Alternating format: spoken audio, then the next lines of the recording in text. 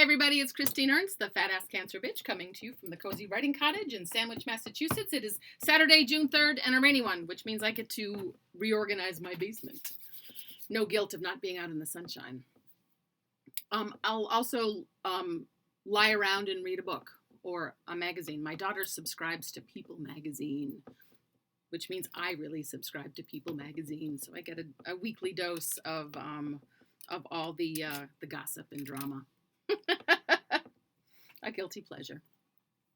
I'm not wearing the reading glasses that I want because it's raining and I'm too lazy to go up to the house. So are these okay? These ones, how about, let's see, those ones? No. These little teeny ones? Meh. These library ones? No. These old lady purple ones? Meh, maybe. These, which make me look like my grandmother, I think. Oh, these lovely pink ones. No. These will have to suffice in my wardrobe of reading glasses here in the cottage. It's failed me. Today I thought I was going to talk about the ending of Ted Lasso without giving a spoiler alert, but I did. Oh my gosh, I so enjoyed that lovely series. Maybe you did too. We also saw the end of Barry. Not a lovely series. An intense and funny series, maybe. Holy smokes. I do recommend it, but buckle up. Oh my gosh. If you have any recommendations for new shows for my little family to see, please let me know. There can't be any sex. There can be smooching, but not too much. Otherwise, Julie will leave the room. And I can't do jump scares or much gratuitous violence. Although I did watch Barry. Anyways, the piece I'm going to read today, I've actually avoided reading. I promise I will make you laugh next week. This one, you'll laugh a couple of times, but this is if you're a woman watching this, you will totally relate. I don't know a woman who does not totally relate to what I'm about to speak of. The ubiquity of this, the dailiness,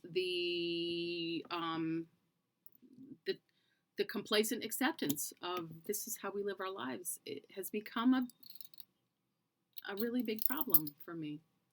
If you're a man watching this, this might be news to you. This is sort of what this piece is about. So, if you're still with me, listen, and thanks. It's called Like a Bolo. My sister-in-law, Emily, steers the car into the underground parking garage on Dartmouth Street. I never park here alone, she says. It's a little rapey. Later, she says, isn't it weird that I just said it's a little rapey and you knew exactly what I meant? She lives in a really nice neighborhood in Arlington, but she never runs at night. She'd like to, but she doesn't. And Nancy and I walk on the canal. We pass a guy in a Red Sox cap who grins at us. She speeds up a little, but smiles and chirps a bright, "Good morning, Dave," as we pass him. When he is well out of earshot, she says sideways, "He's a total creep." We make plans to visit an Audubon sanctuary for our next walk. She's excited. I'd never walk there alone, she says.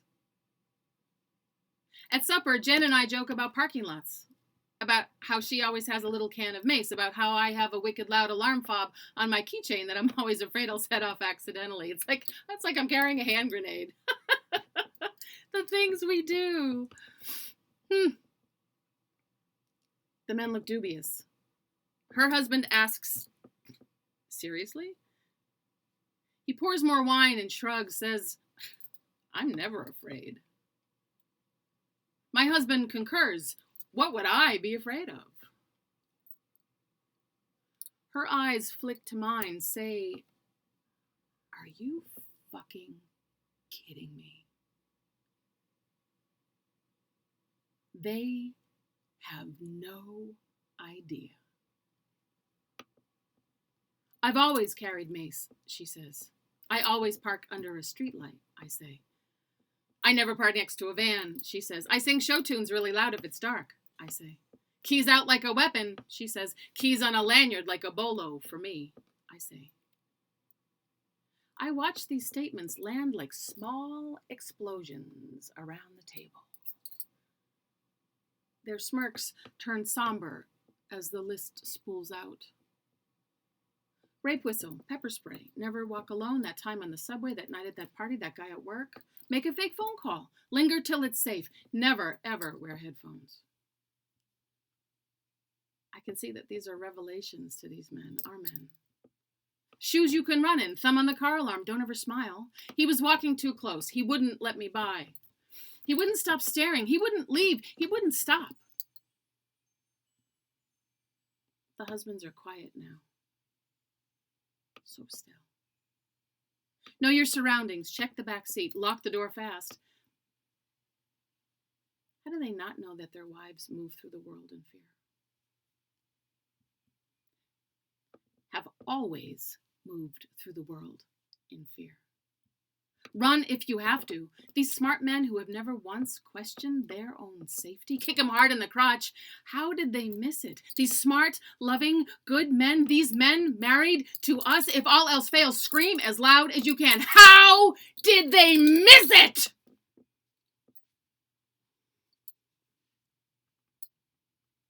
And how did we assume that they already knew? This is now a much bigger problem than it was 10 minutes ago.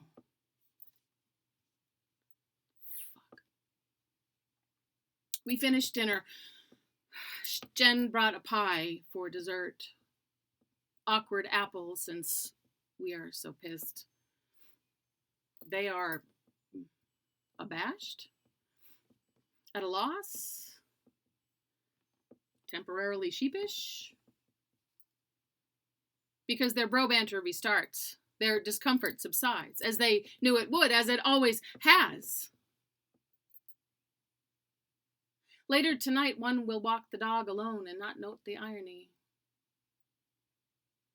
The other will read the Wikipedia page on intersectional feminism and call it a day.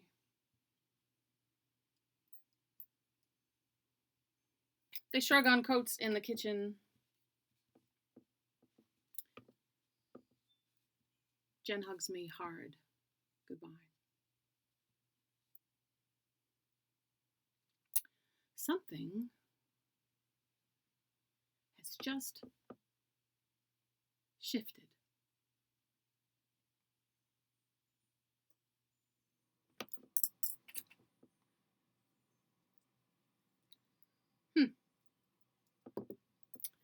So, something to think about. Women, if you have any other good advice about avoiding danger and staying safe, send me your hot tips. Thank you so much for watching. I am Christine Ernst. On Facebook, I'm Christine Ernst, FACB. And you can find me here each week.